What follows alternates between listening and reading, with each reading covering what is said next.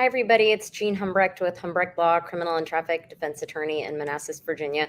Welcome to my semi-weekly local business spotlight. Today, I am joined by my friend and colleague, Owen Palmiotti. I should have asked you how to pronounce that before we started. Did I get it right? You did as good a job as anyone who can say my name. I appreciate that, and welcome everybody. My name is Owen. Live in Leesburg.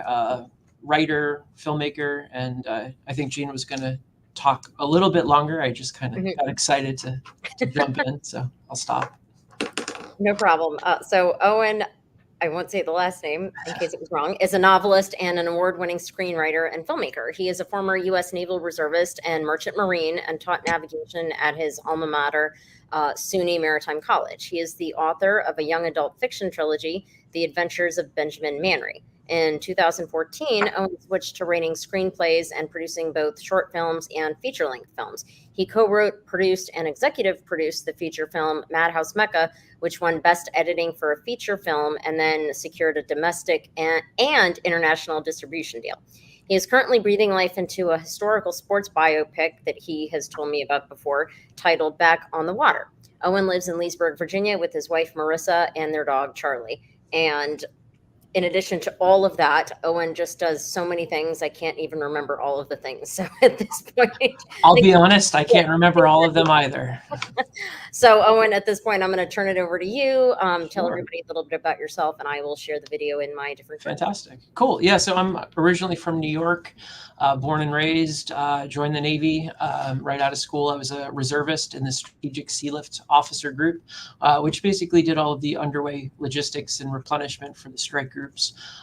Did a couple deployments, traveled the world, went back to my alma mater, as you had said, to teach and get my master's degree. And in that course, I was able to really focus on my writing. One of the nice things about being on a ship is when you're not physically on watch or working, you have the ability to read and write. And I was able to really do a lot of production type stuff there. But when you're on a ship in the middle of the ocean, you're not able to just walk into a bookstore and talk to a manager and see if you could do a book signing. So when I became a teacher, I was home every day, and I had 3-day weekends, and I was able to really promote and market myself, where I would dress up as a pirate and I would do a book signing at Borders, Barnes and Nobles, bookstores of the ma and pa, elevation or whatever you want to call it, status, I guess, as well as the brick and mortar, traditional stores. I did a whole bunch of schools, talked in front of lots of middle schools and high schools and sometimes elementary schools as well. And it was a lot of fun because, growing up, I was very dyslexic. I was always a little bit shy. I thought I was a bit different than most kids. And, it kind of put me into that pedestal moment where I was able to overcome some of those fears. If you're not comfortable talking to people and you put yourself in a situation where you're talking to strangers for hours at a time, you overcome it and you get better at it. And, it was one of those things that it took time, but that perseverance and persistence of wanting to get better, to improve myself and to also improve the craft, because until you start getting feedback from people, writing is one of those evolutions that some people just write as a therapy, right? Just to put words on paper. Some people write for validation. Some people write for money. If you're a blogger and you're getting paid to blog about stuff, for me, it was more of a hybrid. It started out as therapy to overcome some depression issues I had as a kid. But then it got to the point where I would tell stories and people were urging me to continue to tell more stories. And what started as a dream sequence for 30 days in my REM sleep cycle, I was able to map out every single day for a full month on continuing where I left off the previous night. And I dreamt of my trilogy about a boy becoming a man. It was kind of pulling from experiences where anyone in my industry, in the maritime world, I meet them for the very first time.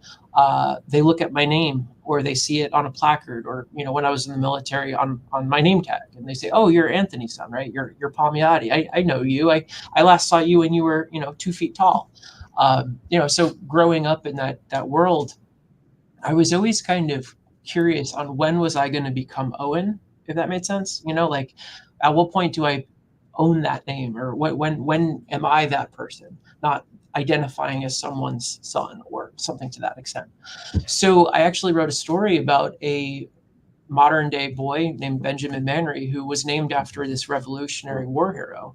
And when he stumbles upon a cursed pirate treasure, it sends him back to 1763. He becomes in that pipeline of the American independence, and he's one of the founding fathers of our country. And ironically enough, he's named after himself, and that was kind of a cool twist where, he grew up in the house that was passed down from father to son for the last, 200 plus years, where when he actually steps foot there and he realizes like this is for me, this is the life I want to live, because he had the opportunity to stay in modern times, but if he did that, he never would have met the love of his life, and he never would have had these crazy cool adventures. So I actually published my first novel right after my first deployment. So I was 21 years old. I had orchestrated everything by email. I had sent out query letters. I want to say 100, maybe to 200 total, sending letters out to different agencies and publishers, and nobody wanted me. I was an unproven rookie writer, writing about something that there's not a lot of books in that genre. It's not historically 100% biopic on a character that's well known. There were insert characters that were basically real life characters. But when you're dealing with a mashup of sci-fi and fantasy and history and pirates and time travel and X, Y, and Z, it's a really hard genre to market. I feel like if it was just criminal sci-fi or whatever, just a specific genre, it would be a lot easier. But because of the difficulty in marketing it, I realized the best thing for me to do was just to get a physical copy of the book. So I self-published. I was able to walk into a store, show a manager that, hey, this is the copy of my book. Would you be willing to give me an opportunity? And Borders was actually the first store to do that for me. And I really became close with the manager and the staff, and they gave me glowing recommendations on my very first book signing, with literally just a PA announcement, on the overhead saying, hey, there's a local author here doing a signing. I was able to sell 40 copies in 4 hours, so that's a sale every 6 minutes, which is pretty good considering you have to talk to someone, and then they ask a question, you talk to them and respond with an answer, and then you have to somehow get them excited about the book and get them to say, oh, I'll buy the book. So I had to do that over and over and over again, and it was one of those really eye-opening experiences for me as a creator, because a lot of people are one or the other. They're either a creator or they're business savvy. They're able to seal the deal. But it's hard to do both. And it gave me that growth opportunity to get comfortable with the creative side of things and storytelling and doing all of the research. Because I also wanted to be as accurate as I could, and I did hours of research, and just for 1 second of a page, it was just for one line of this. I had to bring back an extinct game, that the Beatty, or it's called Beatty. So it's a Caribbean island, the Taino tribe, which were then extinct because of the what's the word I'm looking for? The Europeans that were settling in America, and they basically just decimated and wiped out these island nations, and all of their culture went away too. So there's not a lot of known rules on how to play this game. And when I stumbled on it, I'm like, how cool would it be if this ship who shipwrecked on this island befriend this native tribe and become partners with them, and then they offer them this in exchange of that so they could continue on with their voyage. And as a result, they're playing Beatty, which is something that the white man has never seen since probably like the late 1500s, 1600s. And it's kind of like soccer, but you can't use your feet. It's kind of like football, but you can't throw the ball. It's kind of like rugby, you have to kind of hip check and move the ball from one side to the other. Like I thought this would be such a cool thing to put on paper. And I ended up method writing, so I actually went out on a field with a bunch of my friends and I bought everybody beer and pizza and said, hey guys, I need you to move this ball from here to there without touching it with your feet or hands. And everybody's like, how am I going to do that? And I'm like, I don't know. Let's figure this out. I did sword fighting with broomsticks just in the dormitory. And, me and my friends and my roommate at one point, we were in the heat of battle trying to map out the scene because, when I'm writing, how did that character do that action? And, in order for me to picture it, I had to live it and breathe it and be involved in it. And, it was one of those really cool moments where I've broken a lot of lamps while trying to pray or, sword fight and all of that good stuff. But yeah, the book series was one of those things in my early 20s where I published 3 books with self-publishing, had a pretty good run, ended up doing a book signing, I'd say once or twice a month for like 5 years straight. All on my own. Like I didn't have a manager, I didn't have an agent, didn't have anyone booking for me. So it was just the pure grit of, going door to door and making phone calls and, sending out query emails and stuff. And a lot of that was helped because of the support system. Once you have a group of readers that want to see you succeed, they want your next book to come out, so they would give me opportunities to talk at different schools or, to get another event somewhere. And, kind of came to that point where I was at that crossroad again, where after I've done 3 books, I had an opportunity to break into screenwriting, and I kind of was like, well, I didn't go to film school. I didn't go to school to even be a writer. I went to school to be a maritime guy, being a commercial merchant marine and Navy reservist. Navigation, celestial was kind of my forte. But, at the end of the day, it's just business. It's treating people like people and talking to people and being able to get an idea hatched, and deliver a product.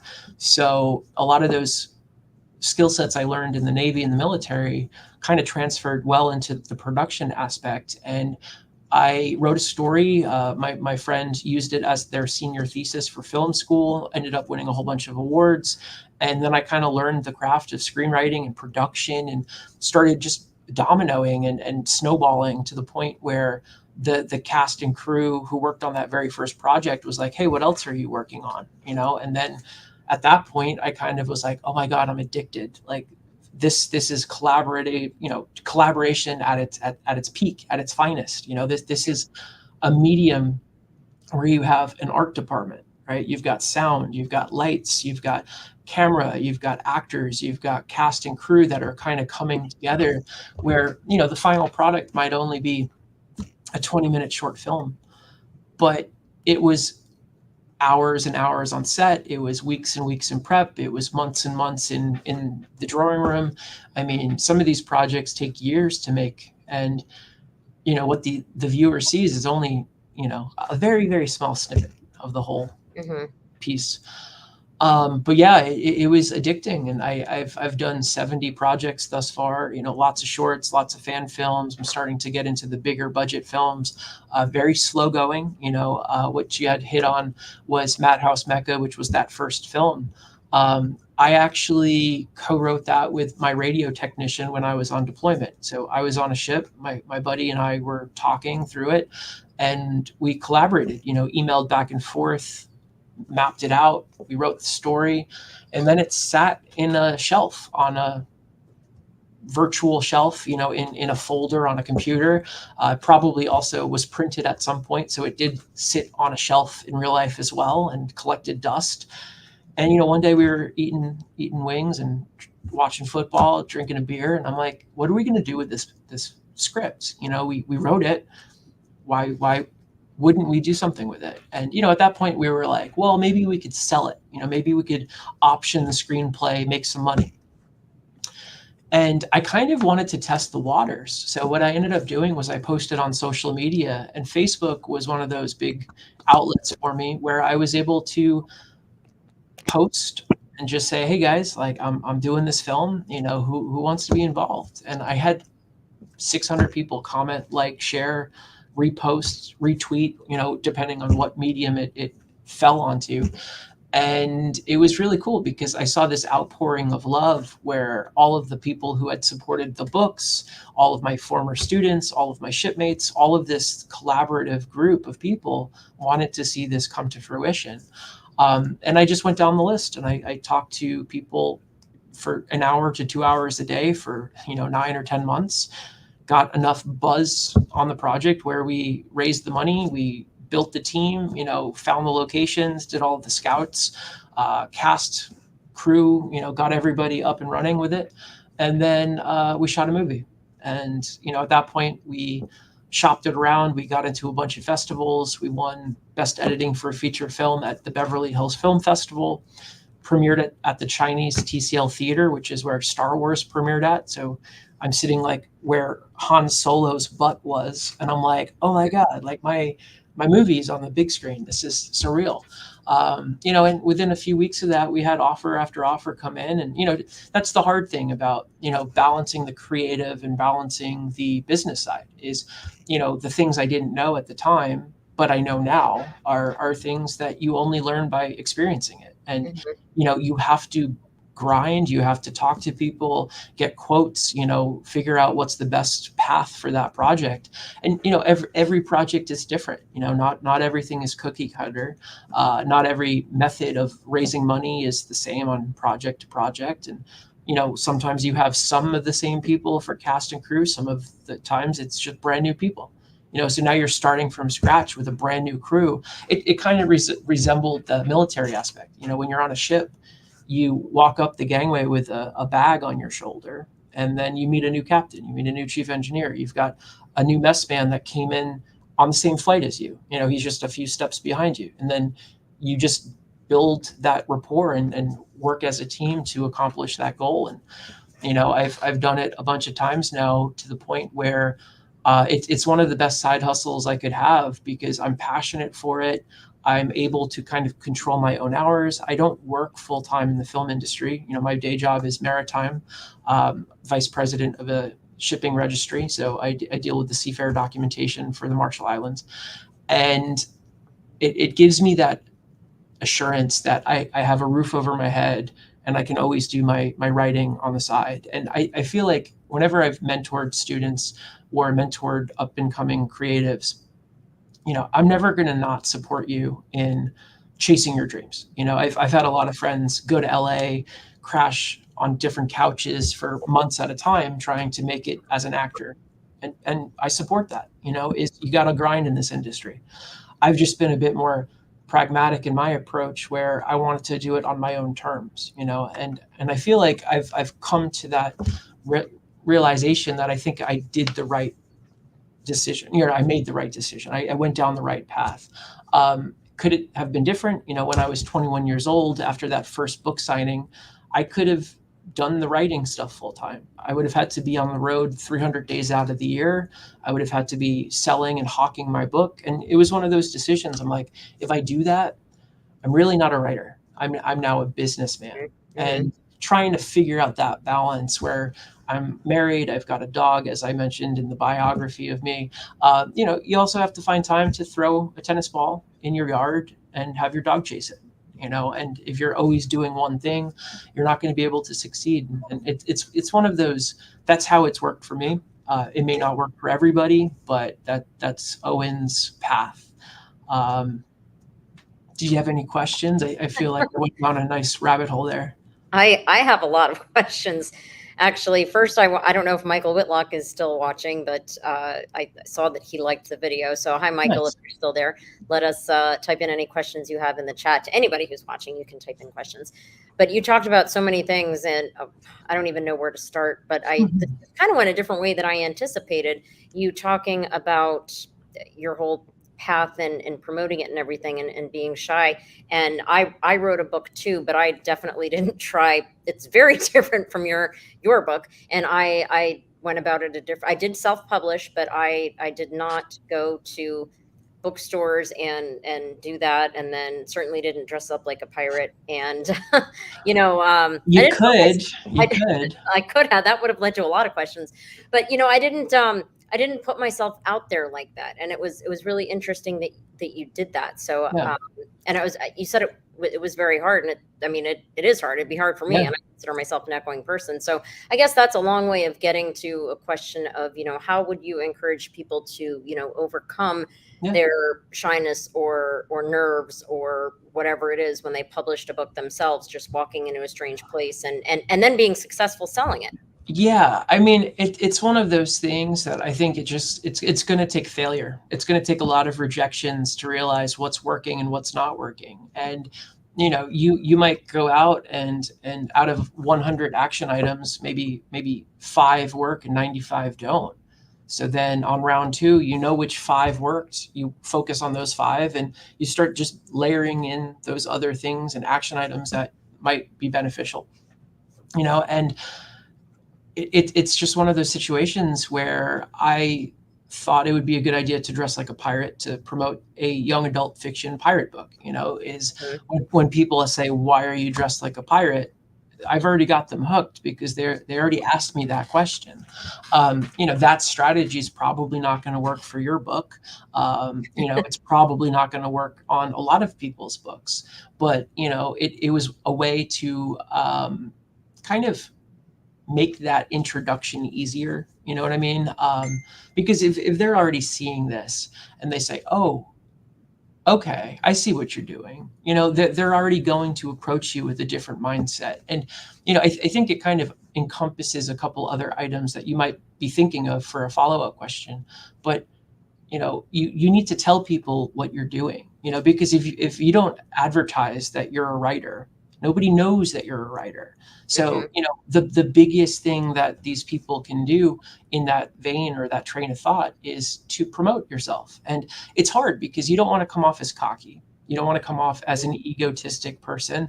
But if people don't know that you're a writer, then how do people read your stuff? I've done a lot of these situations where, if you remember MySpace, I would write song lyrics and I would post them up, and people were like, "Dude, that's cool. Like, what band did that?" And I'm like, I wrote it. Like, that's mine. Like, I was the one who came up with those lyrics." And they're like, "Oh my God, that's cool." Um, you know, you just got to put yourself out there. And if you fail, who gives a shit? Forgive my French. No, please, I say worse. If you fail, there's nothing wrong with failure. Failure means that you're putting yourself out there in an attempt to succeed. Failure is actually when you continue to do the same thing that led to your previous failure. Is, I think Albert Einstein said, repeating the same thing and expecting different results is the definition of insanity. I Mhm. mean, if you fail, learn from it, assess what you did, what you didn't do, how you could improve. I mean, one of the things I learned in the military is action item briefs and post and pre-operation discussions. And whenever we'd go into a port, we'd do a roundtable and say, who's been here before? What are the currents like? What are the tides like? At what point does the pilot come on board? And when you have that collaboration, you can share that information. And forums and blogs are helpful. I like to do a lot of these YouTube or master classes, and I listen into what this Mhm. writer did, what this artist did, how did they get to that next level. Because I've said it before, what works for me may not work for you. But if you pull out one or two of those things that Mhm. I resonate with or that you resonate with, then build your own database with your own aspects. And the key to this is just be persistent. If you quit, that's the only way you can fail. Mhm. If you stop doing and you stop chasing, that's when you actually fail.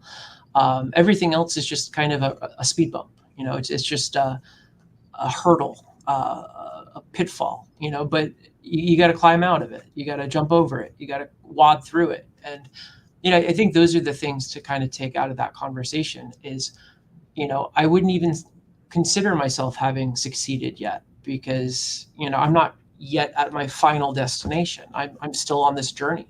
I've had the opportunity to watch my movie across the big screen.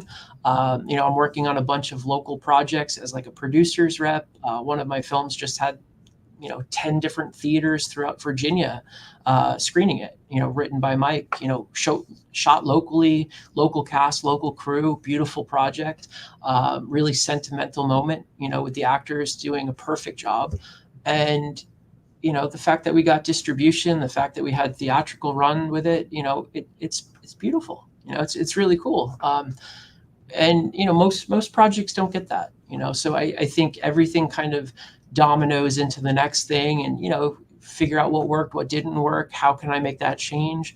The big culmination is Back on the Water. That's my passion project. It's just a story about a father and his children following in their footsteps, and it's something I can resonate with.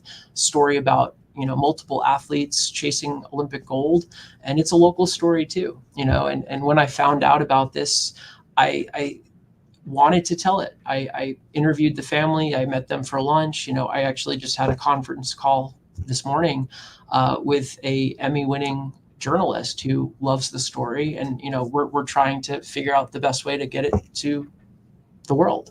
Whether it's a book, whether it's a children's book, whether it's a film, whether it's a series. I mean, there's just so much you can do with good content and good stories. And I think that's the thing is don't worry about the how, just sometimes worry about what's your goal. What do you want to do?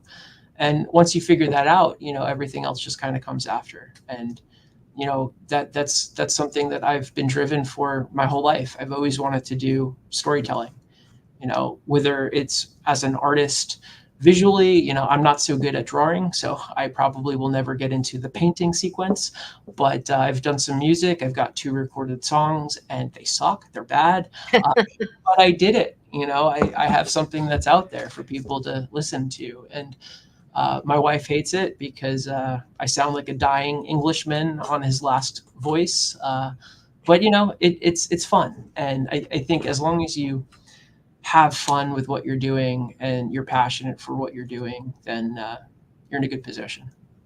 That is true. You do have to be passionate. So, but I know we don't have a lot of time, but there are so many things that I would want to ask you. Yeah.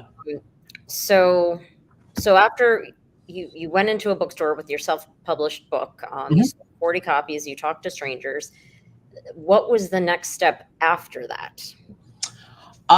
It was repeat, repetition was getting that muscle memory. I did it not just at one store one time. I, Right, I of was course. doing it once a month, twice a month. Mhm. I tried to figure out, how can I actually do this? How can I actually get my name out there? And, it wasn't until, a year or 2 years into that pipeline where I was getting approached to speak at places, where I kind of segued, and I'm like, oh wow, okay, this is different. This is unique. This is kind of that next level, Mhm. where I'm able to, and I didn't really get paid for it. It was one of those, hey, do you want to do an opportunity? Do you want to do a screening? Do you want to do this? Do you want to do that? I'd say it took about 10 years for me to get my first paid gig, and a lot of the projects I've been involved with has been waiving fees. That way I could put sweat equity in, or I would donate to a project and say, hey, I'll also come to set with bagels and coffee. And then one less thing for you to have to worry about, and if you can approach that with very easy, small goals, because there's always that fun meme or that image of a guy trying to climb a ladder, right? And if the ladder rungs are too far apart, you're never going to go from one to the next because you're just not tall enough. You're not able to reach up to it. So my approach to this whole thing has always been, let me give 12 different 1 foot steps rather than one 12-foot step. Mhm. Mhm. Mhm. Because when you try and get into it, and a lot of people quit because they get frustrated. If the goal is too big, then they're going to realize, oh, this is fucking difficult. This is tough. I can't do it. Mhm. But, if you map it out where you say, okay, today I just want to wake up, drink a cup of coffee, and look at what I've got. And that's your goal. That's your one action item. Now you've done it. You looked at what you had, you organized what you had, you put it into a different folder. I mean, I think that's the best strategy for people who tend to procrastinate or aren't sure on what to do next, is do something different. A lot of people are always asking me, how do you overcome writer's block? I write something else. I switch up the genre, I switch up the narrative. If it's first person versus third person, sometimes I just sit there and I read. I love sitting on a hammock and reading. I can get out of my own head and get into someone else's character. And then when I sit back at my computer and I'm like, okay, where did I leave off? Like, I'm just fresh. It's one of those things that not everybody works in that manner, but that's what has worked for me. And Mhm. I like to switch projects. I like to jump on this for a day or two and then jump back into something else. Mhm. I've always lived by that mantra. How do you eat an elephant? One bite at a time. And when you break everything down into small digestible bites, then it just makes it easier. That's very true. And I'm going to ask you another question about Sure. advice to other aspiring artists, whether it's writers or Yeah. any other medium. But I notice I'm working on mine. It's not all about me. This is about you. But I'm working on my next book, and I had a deadline of when it was going to be done. That deadline has passed, and yeah, the book is not done. And instead of me being frustrated about it, which I need to do what you said, right? I need to, okay, this week or Yeah. today, I'm going to do this, even if it's one small, tiny piece, because it's Hmm. getting towards that bigger goal. Yeah. I mean, I think holding yourself accountable is certainly one of the bigger ticket items. Hmm. What I've also had a lot of success with is I've joined groups. During the pandemic, I was part of this mastermind group on Facebook, and Tina is the lead of that. And I can plug in some links and stuff down the road. But what it came down to was a group of, I think, thousands of people, and then there was the smaller group of like the key people that wanted to do stuff, the movers, the shakers. We remotely produced a short film during the pandemic, and I think we had like 40 countries worth of people on the core team, and collaborated on a story, got a script written, built out the team. Everybody was remote, everybody was figuring out how can they assist, and then all of a sudden we shot this movie, I think in Barcelona, Spain. I could be wrong on that, but long story short, is this group of complete strangers collaborated remotely during a pandemic and shot a movie. Did really well. It got a lot of nominations and awards, and we kind of looked at it and we're like, "Holy moly! What did we just accomplish?" And it was one of those things. Is we had regular calls, and when you have something with regularity, right, you can hold yourself accountable, but you can also kick your friend's butt and say, "Hey, you were supposed to give me a chapter today. Hmm. You didn't do it. What the heck?" And if you can get a group of people that can support you, and sometimes the support's financial, sometimes the support is just, come on, you got this. Hmm. You just got to be there for people, and surround yourself with good people, because the Hmm. second you do that, everything else just becomes easier. That is very true. And okay, if you didn't get the chapter done, life happens, things Yeah. happen. It's not the end of the world, but to have somebody that is holding you accountable, that can, and there might be a reason it's not done. You might need help with something, and not even realize Yeah. what it is that somebody can help you with. So I call it accountability partner. They say that a lot Mhm. in networking, but I mean, Sure. it's the same concept. It's the same concept. I mean, I think another talking point to get out of that too is, don't be afraid to ask for help. Hmm. Kind of like, if people don't know I'm a writer, how do they know to buy my book? Is if you're not putting it out there for the world. And in the same concept, it's not just my successes that should be celebrated. It's, where am I stumbling? Could someone help me? And I feel like there's a lot of good groups out there on social media where, I need a plumber. Who do I call? And then you post, 5 people give you different recommendations. These are people I've worked with. It's the same thing in any industry. Is, I have a lawyer. Who do I need to call? Oh, I know one. It's you. Hello. I think it's just one of those networking pathways that will open the door and sometimes keep the door open, because that's Hmm. the thing is you can lead a horse to water, but you can't make it drink, right? So, just because it's available doesn't mean that that person's going to take that advice, and there's been a lot of times where I've mentored people and I've given them advice, and you can tell they're not listening. You can tell that they don't really care. And it's like, well, who cares? I don't have anything to lose for giving you my advice. Hmm. If you choose to use it, great. If you don't, okay. Like I said, I always lead with that. This worked for me. It may Hmm. not work for you. And I think if you just have that psychological approach to almost anything, um, you'll be okay. That's true. Now, what advice would you have for people people that want to start, or people that have started and are stuck, whether it's writing a book, whether it's writing Yeah. a screenplay, whether it's act anything? Like, what would you tell them, the first bite of the elephant? Yeah. Fall down, get back up. That's it. Take left step, right step. I mean, it's one of those situations where I've met a lot of talkers in my life. Everybody talks. Oh yeah, I'm going to do this. I'm going to go do this. I'm going to go do this. And then Hmm. you're like, hey, like, you said this a year ago. Uh, have you done anything? And there's certain things, and I got to hold myself accountable too. I couldn't have predicted a pandemic and all of these other things that have gone astray. But that's the thing. I haven't quit. I'm always going to keep chipping away at it. I'm going to keep doing everything in my power to get these projects that I've got that I'm working on off the ground. And, I think having those expected goals and having accountability and just small milestones is helpful. But, for the people that want to do it, just go do it.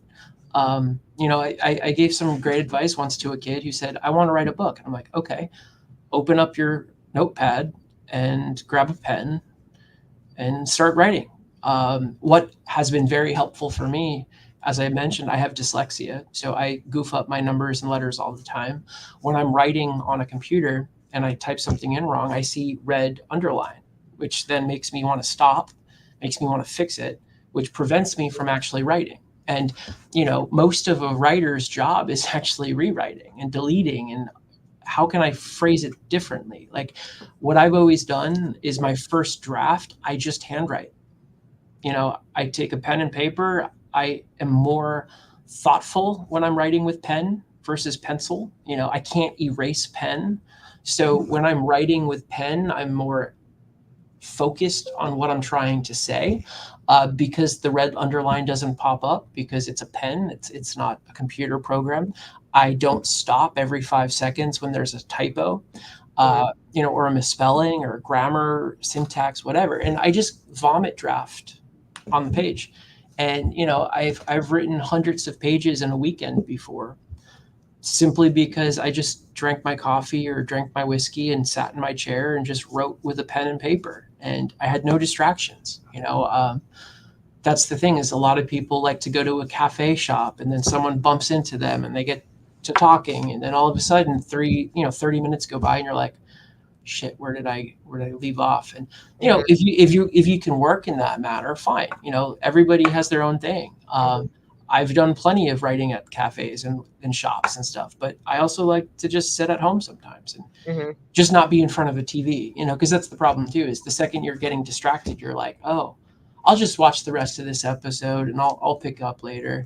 It's holding yourself accountable, but it's also making time for it. If you say every day for 30 minutes a day on my lunch break or before Hmm. work or when I get back from work, it's the same thing with going to the gym. You got to make time for it. It's the same thing with making relationships prosper. You got to put time and energy into it. How do you have good grass on your lawn? You got to freaking water it. You got to, you know, sometimes feed it grass seed or whatever. It's the same thing. You mentioned eating some costs and things just to get things going. What Mhm. what would you tell people kind of in that vein, that let's say someone has absolutely no money. Yeah. Well, you and I know about self-publishing, so we can touch on that just very briefly. But what would you tell them in terms of, avenues to try to get costs covered or sponsored or anything like that? I mean, right out of the gate, it's difficult, because a lot of people want to see proof that you've done something before they throw money into it.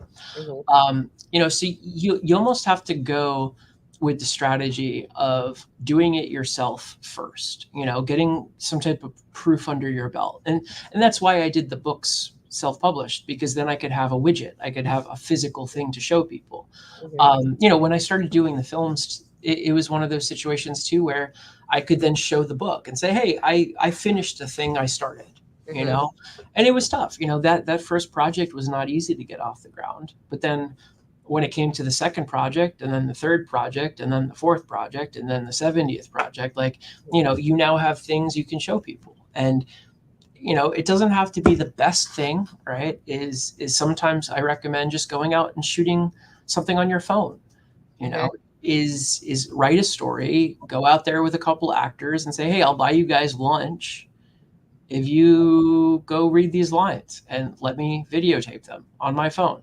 mhm, You just need something, and I think if people can overcome that shyness of, okay, there's no such thing as perfect, right?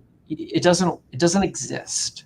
So it just has to be good enough where you're able to sign off on it, and there's been times where I'm like, you know what, I could edit this again. I could retweak the polish. I could, do a different sound design. I could do mhm. a different color on it. And I'm like, but to what extent? If I don't ever get it finished, I can't do anything with it. It's the same thing too, is I'd rather have a crappy first draft that's complete than a really good one line or a really good one page, Mhm. because when you're trying to get it picked up, they're going to see the one page and like, oh, wow, that's great. Let me read the rest. Oh, well, I don't have any because I got stuck. I stopped. Yeah. Is at least if you have something they could put their hands on and smell it and breathe it, Mhm. um, it's something they could accommodate and sink their teeth into. So that's been something that's worked for me. And another, I know you got to go, so we'll wrap this up. Yeah, But yeah, another brief point, you said finishing something. You can always go back and change it later. You can, like, if you don't like the way your book cover is, you yeah, can go back and redesign it. And then when you publish it again, whoever buys it, it is going to have the new cover.